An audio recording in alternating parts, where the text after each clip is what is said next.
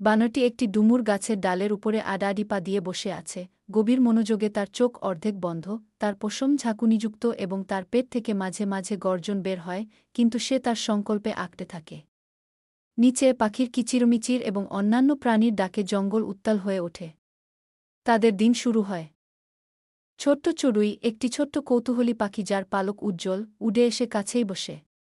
সে মাথা নাড়িয়ে দেখছে বানরটি আকুলভাবে বাতাস শুকে কিন্তু অবিচল।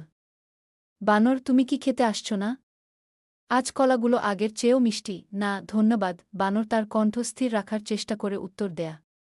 আমি আজ উপবাস করছি। আমি নিজেকে প্রতিশ্রুতি দিয়েছিলাম যে আমি দিনটি চিন্তাভাবনায় কাটাব এবং সূর্যাস্ত পর্যন্ত খাব না। ছোট্ট চড়ুই অবাক হয়ে চোখ বুলিয়ে নেয়া, আরও কাছে চলে আসে। কিন্তু এত সুস্বাদু খাবার থাকা সত্ত্বেও তুমি কেন উপবাস করবে? বৃদ্ধ কচ্ছপ, জ্ঞানী এবং ধীর, দৃশ্যের সাথে তাল মিলিয়ে চলে, তার খোলস ঝলমলে আলো জ্বলজ্বল করছে। মাঝে মাঝে আমরা নিজেদেরকে মনে করিয়ে দেওয়ার জন্য খাই না যে আমরা কেবল আমাদের পেটের চেয়েও বেশি কিছু, সে বলে, তার দৃষ্টি কোমল। বানর এক এর সংকল্প দ্বিধাগ্রস্ত, সে আকুল দৃষ্টিতে একটি কলার দিকে তাকিয়ে থাকে, যা স্পর্শ না করেই রাখা হয়েছে, তার ত্বক আমন্ত্রণমূলকভাবে জ্বলজ্বল করছে। জঙ্গল শান্ত, প্রত্যাশায় ভারাক্রান্ত বাতাস। ওহ, আমার পেট কেমন ব্যথা করছে।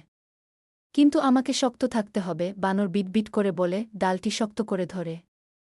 ছোট্ট চড়ুই তার পাশে বসে আছে, তার চোখ প্রশংসায় ভরা। বানর এক এর মুখ।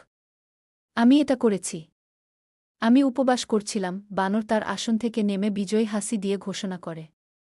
তুমি দুর্দান্ত শক্তি দেখিয়েছ, বানর। ছোট্ট চড়ুই তার কণ্ঠস্বর নরম করে বলে।